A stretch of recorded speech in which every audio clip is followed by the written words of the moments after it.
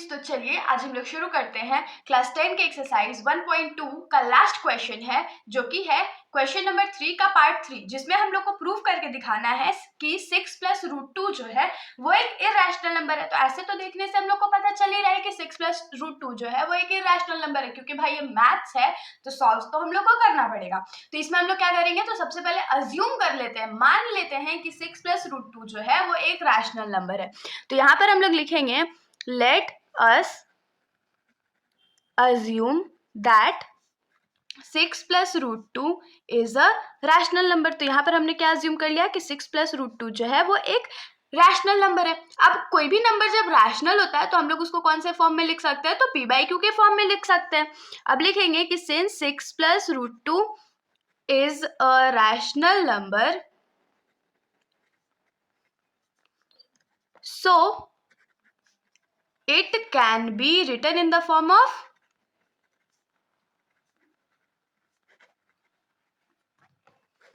p by q के form में लिख सकते हैं, जहां पर p और q दोनों जो है वो इंटीजर्स होता है और q जो है वो 0 के बराबर नहीं होता है and q is not equal to 0। इतना तो होप सो आप लोग को समझ में आया होगा। अब जो हमने स्टेटमेंट लिखा कि 6 प्लस रूट 2 जो रैशनल है उसको हम लोग p बाई क्यू के फॉर्म में लिख सकते हैं, तो हम लोग को लिखना भी पड़ेगा। तो 6 प्लस रूट 2 क्या हो जाएगा, तो p बाई क्यू के बराबर हो जाएगा। अब देखिए हम लोग क्या करते हैं, रूट 2 को फ्री कर लेते हैं, लेफ्ट साइड में सिर्फ रूट 2 को रखते हैं। तो रूट 2 इज इक्वल्स टू क्या हो जाएगा, p बाई क्यू, और 6 जो यहाँ प्लस में है इधर जाके क्या हो जाएगा, माइनस हो जाएगा। तो थोड़ा सा हम लोग इसको सॉल्व कर लेते हैं। तो जैसे 6 के नीचे कुछ नहीं है तो 1 है, इधर तो रूट 2 है, is equals to p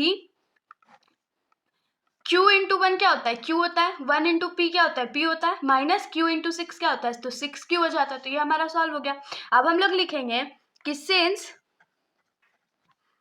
p q and 6 are integer, तो राइट साइड में जितने भी नंबर्स हैं वो क्या है, इंटीजर्स है। तो therefore p minus 6q by q क्या हो जाएगा, तो एक रैशनल नंबर हो जाएगा। तो यहाँ पर लिखेंगे therefore p minus 6q by q is rational.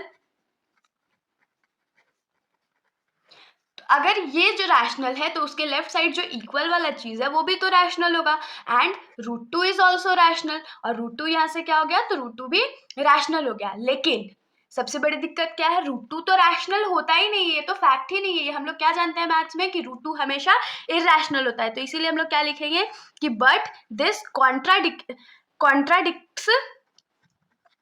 Contradicts the fact